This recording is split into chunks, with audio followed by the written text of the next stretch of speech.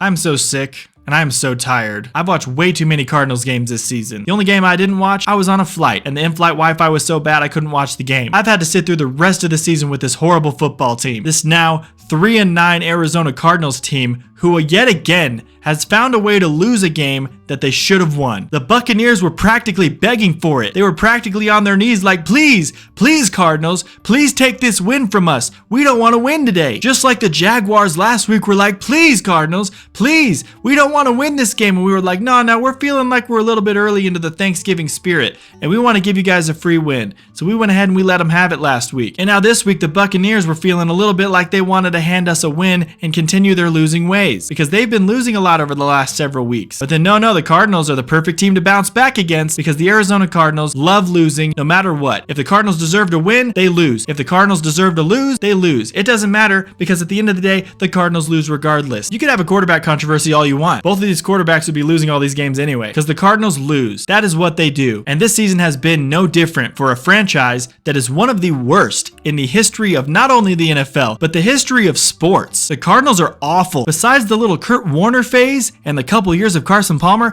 this team has been a complete joke, an utter embarrassment to football. And I have sat through 12 games this year watching this team just sit by and find ways to lose. New, creative, and fun ways to lose, to make it exact. And I've had enough. I'm fed up with it. If I wasn't live streaming the games, and if I didn't have this channel, I wouldn't watch another single game for the rest of the season. This team doesn't deserve a single second of my time. In the Titans game, earlier this season, the Cardinals found 17 million different ways to lose, and they ended up losing all right in the most embarrassing fashion in NFL history. That was just one of the 7 games now where the Cardinals have lost by 4 or fewer points this season, including today's game against the Buccaneers. The Cardinals lost by 3 yet again. They lose by 3, it seems like, almost every single week now, unless they're getting absolutely railed and bent over by an NFC West opponent, like the 49ers and the Seahawks did to them. I failed to mention so far that we have to play the Rams twice still this season. But yes, the Cardinals now find themselves at 3-9. And this game was probably the most frustrating out of all of the losses that we have had other than that Titans game. On the very first drive of the game, Jacoby Brissett and the Cardinals were driving downfield. They were carving up the defense like it was going out of style. They looked like one of the most elite teams in the NFC on that first drive, till suddenly they got close to the red zone, and then Jacoby Brissett threw an ill-advised interception back to the Buccaneers. So there goes your 3 points right there. This was the final score of today's game. We lost by 3. If you take back that first drive, that first possession where we weren't able to get a field goal to, take a 3-0 lead, that 3 points looks pretty important later in the game, doesn't it? But that interception ended up starting us off on the wrong foot. The defense played a pretty good game today. They didn't get any big crazy turnovers or anything wild like that, but they held the Buccaneers offense in check. They held Bucky Irving to under 100 yards, and they held Mayfield pretty much in check. And other than a few wide open receivers on some passes and a few missed tackles, they played a pretty solid game from top to bottom, except for the play where they let Tristan Wirfs, who is an offensive tackle, go wide open into the end zone for a touchdown.